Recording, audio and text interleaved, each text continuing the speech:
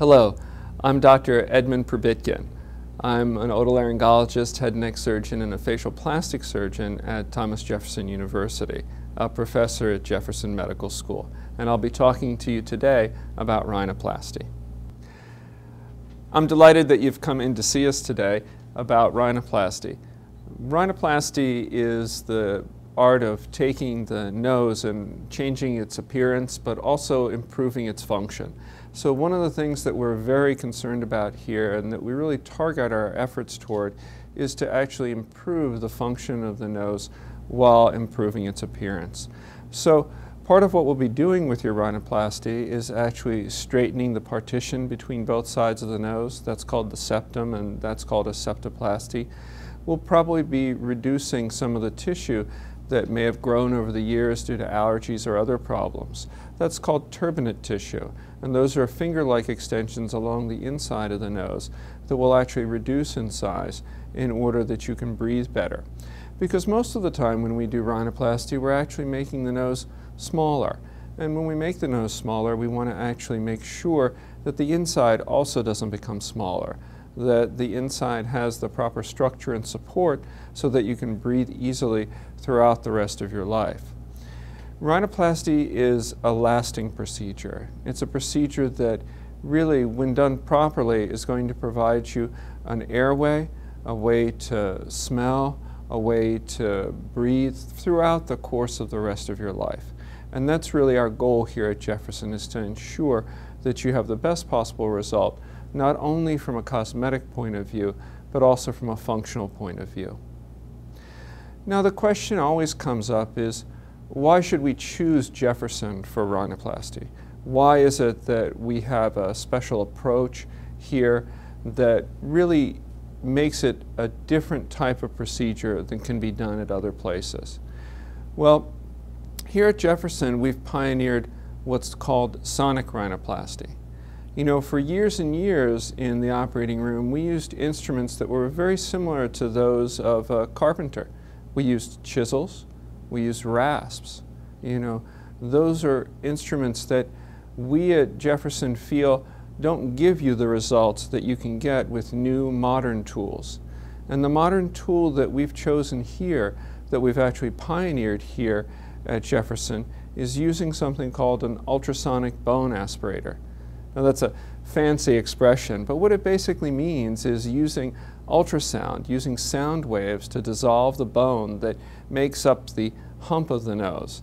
And using those ultrasound waves, we can dissolve that bone, and then when we dissolve it, we can suck it away. We can aspirate it away. So instead of using a chisel or a rasp to bring down the bone, we can very precisely remove the bump that is on the nose.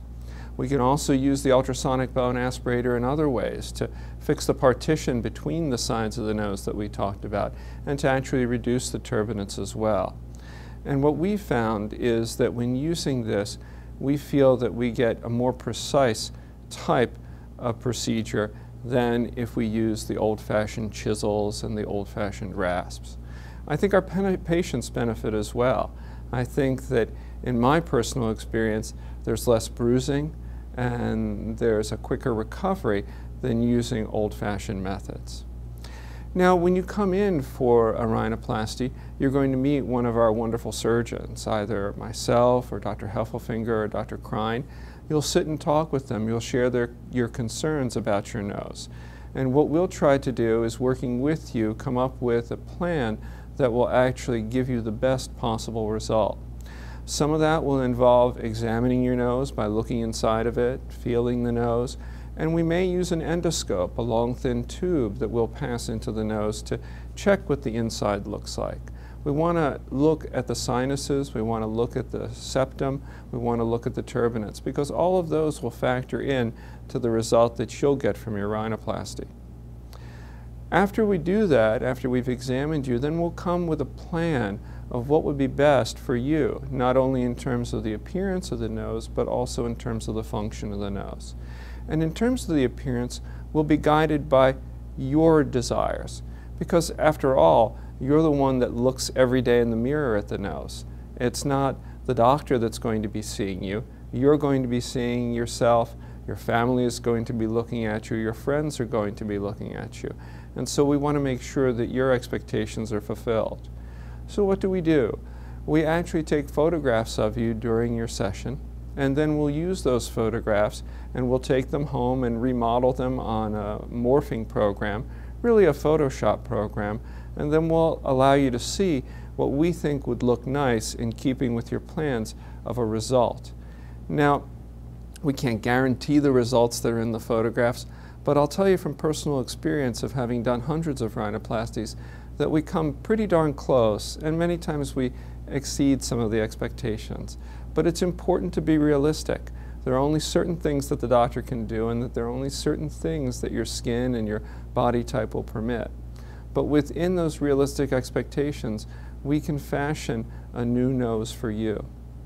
Now, after you've reviewed those pictures, after you've had a chance to look through them and email back and forth with us and correspond, and we got a good target for your surgery, then we can go to the surgery itself.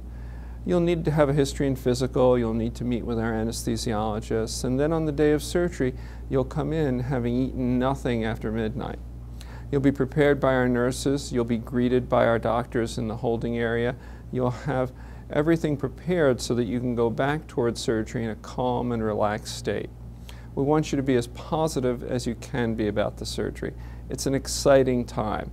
It's really a change that will be a lifelong change that will benefit you. When you're asleep, we will go ahead and perform the surgery. We will lift up the skin of the nose, we will reshape the cartilages, sewing them into the right position, and then we'll use the ultrasonic bone aspirator to lower the bump on the nose. After we've done that, we will put everything back into position, and then we'll sew things up and we'll place a splint on the outside of your nose.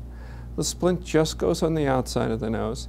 It just protects the bones from shifting back and forth the first week after surgery. It prevents you from doing some inadvertent damage to the nose.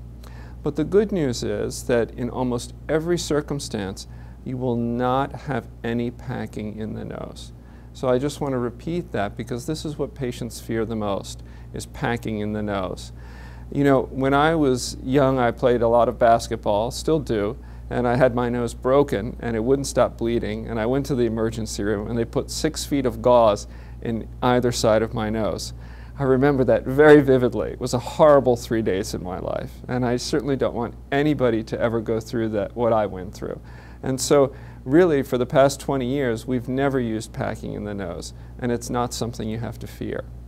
You'll be congested, you'll have a little bit of discharge from the nose, you'll have a little black and blue around the eyes. We will give you medicines that will help decrease that swelling and decrease that bruising, and we'll give you some ice packs to make sure that you use them as often as you can during the first 48 hours to decrease the amount of bruising you have. And then a week after the surgery you'll come to the office and we'll take the splint off, and you'll see the result that you can expect. When the splint comes off, that's a really great indication of how things will end up. And I'm always gratified to see the smiles on my patients' faces when that splint comes off the first day. Thanks very much for joining us today.